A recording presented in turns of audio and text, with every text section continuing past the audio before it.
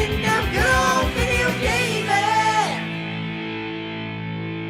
Hello there, and welcome to the Game Show Series 3. I'm Jack Caffrey. And I'm Jack Gibney. Let's talk about Super Smash Bros.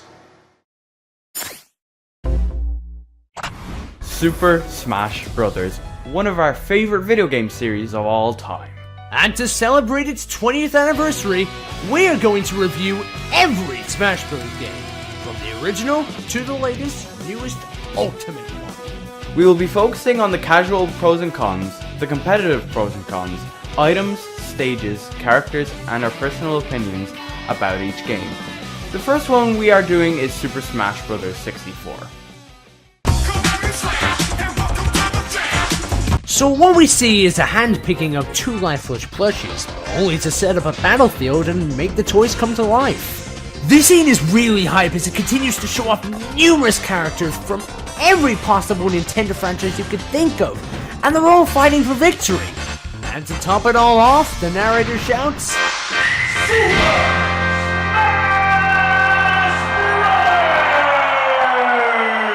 Whoa.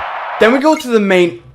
Oh, that was unsettling. Let's go into the versus most.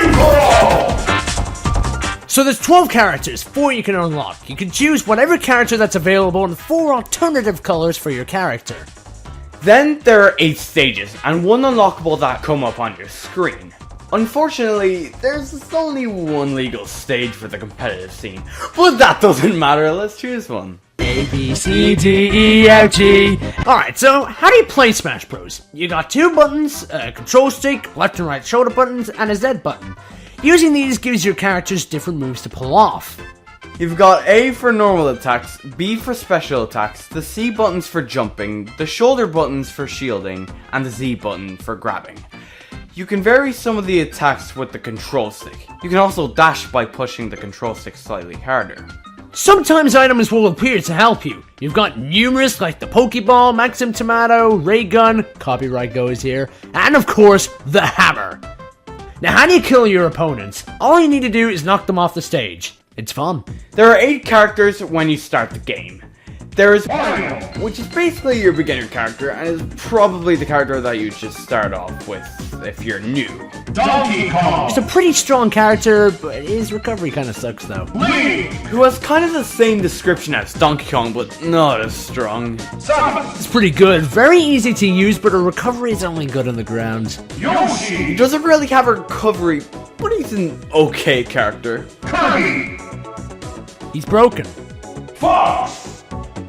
He kinda sucks. Pikachu! Pikachu has some very good recovery and some projectiles, which actually makes him pretty fun. Then, the unlockables. Luigi! He's a bottom tier, but I don't think he's a bottom tier. He's better than Mario. Captain Falcon! Is clearly The best character in the game. Ness! Ness is Ness. His recovery sucks. I'd play the next character if I were you. You mean Jigglypuff! they're okay, but here's the problem. They suck. The way you unlock them is by completing certain challenges in one player mode. Wait, did we explain the one player modes? Can you feel life? Classic mode is a unique mode where you fight various characters from the game, along with some new ones like Metal Mario, Polygon characters. Does that sound true? And there's also another character called... What the hell is that? Master Hand is the guy who created the world, and unlike the main game, you have to decrease his stamina to defeat him.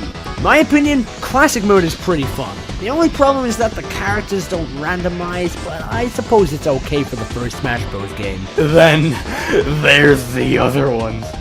Oh, God.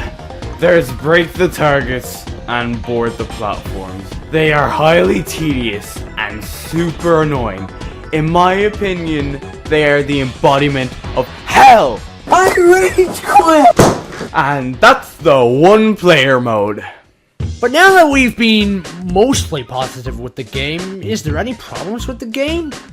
Well, if I'd say that there was any problems with the game, it's the stuff you have to do to unlock the extra bits. Like, why do you have to unlock item switch or sound test? Flipping sound test! Another problem is that the gameplay is pretty clunky and slow, especially on the N64 controller. It's hell on the N64 controller. There's even no real competitive scene due to most of the levels being banned. Unfortunately, the graphics are a little bit dated now compared to games like Minecraft. Actually, that looks really average. But overall, what do we think of the game? We love the game because it was one of the first crossovers. Sure, the roster was small, but there was enough characters so you could main one. It was kind of tedious, but it started something great. Before we go, I'd like to thank Shay Healy of Eurovision fame for making the good old video gaming title theme for the game show. Thank you very much, Shay. Really appreciate it. Stay tuned next time for our review of Super Smash Bros. Melee. But for now, Farewell!